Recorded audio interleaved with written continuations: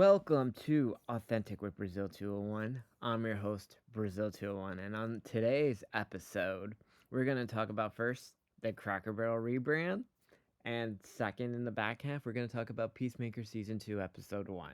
So pick your poison on which part you want to listen to. If you only want to listen to the Cracker Barrel part and going my rant about that, or you only want to listen to the Peacemaker part, that is perfectly fine too. So, unless you live under a rock, you can see that Cracker Barrel has entered the culture war. And they redid the logo. And for those of you who don't know what the logo is, the old logo, obviously, was a white old guy next to a giant barrel. And then it said Cracker Barrel and it said Old Country Store. The new one just says Cracker Barrel and it looks like kind of like the Whole Foods front font, and it is horrendous. Now, some of you may say this is a woke rebranding, and I understand what that means because I feel like a lot of people don't seem to understand when people say woke. So I will explain clearly on the corporate side of Cracker Barrel, the one that trades on the Nasdaq, a blue hair type person culturally has made it to the managerial level of Cracker Barrel. And they wanted to be like, you know what? Everyone says Cracker Barrel gave Southern racism vibes. I don't know if you know this, but I think the public wanted Southern racism vibes. Cracker Barrel. Listen, I'm in New York. We don't have Cracker Barrels here, and we're gonna go into the whole fucking Cracker Barrel pop up that happened in Manhattan yesterday because I put the videos on TikTok, which also like I think amplified the woke culture war on this. Because listen, Cracker Barrel is meant for Southern whites, not Whole Food whites, and that is perfectly okay. Okay, everything doesn't have to be made for everybody. Listen, if I was someone in North Carolina or South Carolina and Cracker Barrel suddenly had gluten-free and vegan options, I would flip fucking shit because Cracker Barrel is supposed to be old America and this. Apparently, they also changed the interior of the restaurant. I don't know if you've been to Cracker Barrel, but it looked like, you know, kind of like, you know, what's a good example of it? Old, like a southern farm thing where everything was kind of janky. Now it kind of just looks like a Taco Bell on the interior, like the new Taco Bells. It's horrendous. I don't know who did this. I assume this is real. Unlike the Sydney Sweeney thing, this is an awful, awful situation. Okay, they I guess it's wokified. They gentrified it. They Whole Foodsified it. No me gusta. And I have the videos on my TikTok of the New York City pop up of Cracker Barrel because I guess, which makes zero sense because New York City has zero Cracker Barrels. And they had the food and it kind of tasted healthy, which is not what Cracker Barrel's supposed to do. And they had white people line dancing, but it wasn't like Southern white people. It was like Brooklyn white people who, were wearing Zoran shirts, which, I really don't think Zoran Mamdani supporters or Zoran would ever be at a fucking Cracker Barrel. But this is what happens when everything is a culture war. And everyone's been fighting about it, okay? Listen, I promise, as president, if Cracker Barrel is already not going to rebrand within a couple of months, I will make Cracker Barrel great again. Okay? Next, let's go to Peacemaker Season 2, Episode 1. Full spoilers, okay? Spoilers, spoilers, spoilers. Here's your warning. Please do not mad at me. James Gunn is back with his second live action DCU project. And Peacemaker, don't skip the previously on Peacemaker thing. They basically fix what's canon and what's not canon. So, here's a lot of things. We redo the Peacemaker at school scene, and there's no mention of Batman or a lot of things, which is interesting because we have a Clayface movie coming out that takes place in the DCU, and we know there is a Batman that's active, but maybe he's like secret, but clearly supposed to be in a Batman and a Damian that are active right that.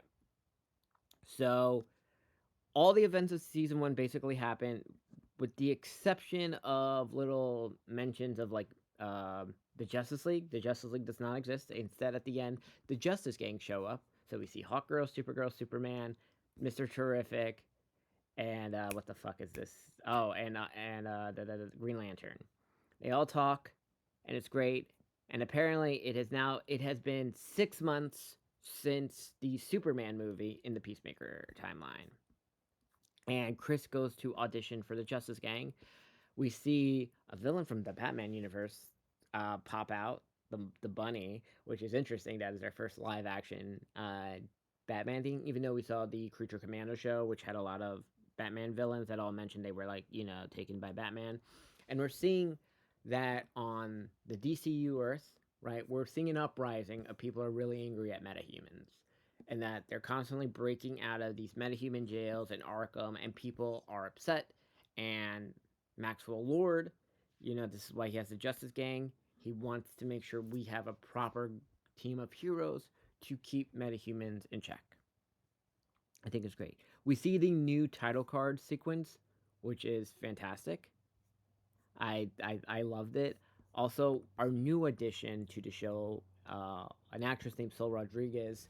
I just gotta say, I don't know where James Gunn finds these very beautiful, attractive women, but shout out to James Gunn because this is one of this the DCU is just full of attractive women. I don't know if you saw the woman who plays Cat Grant and the person who plays Tess. What the fuck is her name? I am so sorry, I can't remember this. Wow, I should have notes. What, Tess Mercer? No, Eva Tessmacher. Wow, I am so sorry. I should edit this, but I'm too lazy to do that. But yeah, the DCU has a lot of attractive women. So what's interesting is after what Peacemaker is not accepted into the Justice Gang, there is an orgy that happens, and boy, I have questions. As someone who works in the entertainment industry as well, let me tell you, I filmed an episode of Law and Order at SVU recently, and we had so for those of you who don't know, when a sex scene happens on a show or anything like nudity, graphic like that, there are things called intimacy coordinators who are there, and they're kind of like there to like coach you to make everything comfortable. And I listen. I know some people don't like intimacy coordinators. I actually was very comfortable because it was my first like sex scene like ever doing on television, so it was interesting. But there is legitimately about 30 fucking people actually having full on sex in this episode, okay? And not like fake TV sex. I clearly understand they hired couples to just get like fucked in this episode. I don't know how this episode of television isn't just rated not rated instead of adult because it is more graphic than anything you've seen on Game of Thrones. There's a man with a small dick just waving his dick in front of Peacemaker. There's a bunch of people getting plowed, their ass eaten. It's just insane, okay? And apparently, like, there's a guy making out with Peacemaker and a girl, like, doing a bunch of other things. And I'm like, you know what? This is James Gunn directing this. James Gunn, man who controls the studio division, and this is also probably one of the best episodes of television I have seen this year. And not just because it's a sex scene, but it is fascinating. Ugh. Also, so we get Hardcore been in rehab, and the pivot to make her basically Black Widow is interesting. She beats the shit out of a lot of people at a bar, and apparently she's told she has toxic masculinity and a bunch of other situations. Then apparently Argus gets a blip that the multiverse is a multiversal portal has popped up because Peacemaker's door, which is this long um, tunnel, triggers like quantum dimensions, and if he goes into an alternate universe where he's a hero and his dad is still alive and his brother's still alive, and he's also dating hardcore. It's the life he always wanted. It's very dark matter. Where if I don't know if you yeah, it seems like this entire season may be basically what happened in Dark Matter. For those of you who didn't see Dark Matter, it's a very similar situation where a man named Jason discovers a way through the multiverse and is popping his way through worlds where he has the ultimate life.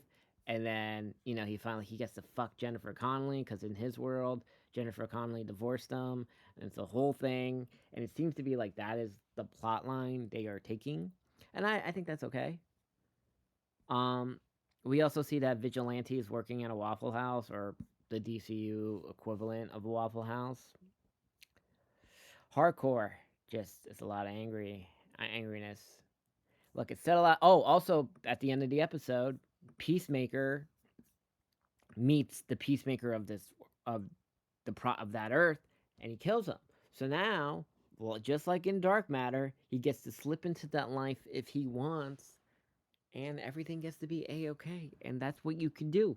You could do two things. You could do like, is he going to fill the empty void and realize grass isn't always greener on the other side, or will he make his way back to the original, his Earth, and find redemption?